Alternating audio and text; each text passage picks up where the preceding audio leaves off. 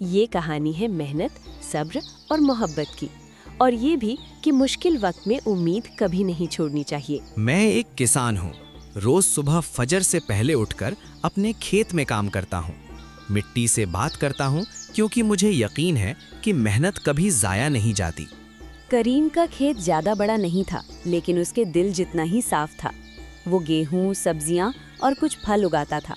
जो मिलता अल्लाह का शुक्र अदा करता। अमीना रोज सुबह उसके लिए रोटी और दूध तैयार करती। करीम, ये रोटी ले जाओ, और हाँ, खुद का भी ख्याल रखना। अल्लाह हमारी मेहनत जाया नहीं करेगा। आमीन। आमिना, तुम्हारी दुआ ही मेरी ताकत है।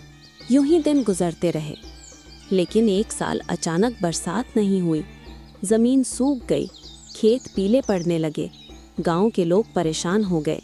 या अल्लाह, अगर फसल खराब हो गई तो घर का गुजारा कैसे होगा? करीम रात को देर तक सोचता रहता, लेकिन आमिना हमेशा उसका हौसला बढ़ाती। करीम, घबराना मत। मुश्किल वक्त हमेशा नहीं रहता। अल्लाह सब्र करने वालों को जरूर इनाम देता है। एक दिन करीम खेत में काम कर रहा था कि उसे मिट्टी के अंदर से कुछ चमकता हुआ नजर आया। ये क्या है? वो एक पुराना सा सिक्का था। फिर उसे और सिक्के मिले, और फिर एक छोटा सा संदूक निकला।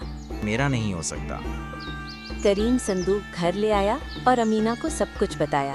करीम, अगर ये किसी का हुआ तो? हमें ईमानदारी का रास्ता नहीं छोड़ना चाहिए। बिल्कुल ठीक, मैं कल गांव के बुजुर्ग को दिखाऊंगा।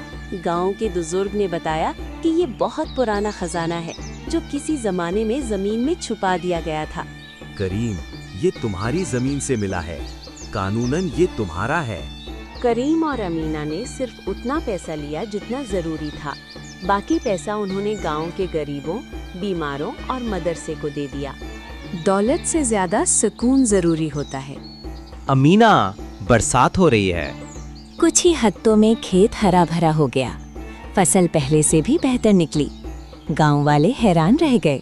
करीम ने मुस्कुराते हुए कहा, ये सिर्फ मेरी मेहनत का नतीजा नहीं, बल्कि मेरी बीवी का सब्र और अल्लाह पर यकीन का नतीजा है। इस तरह करीम और अमीना ने ये सीख दी, मेहनत कभी जाया नहीं जाती।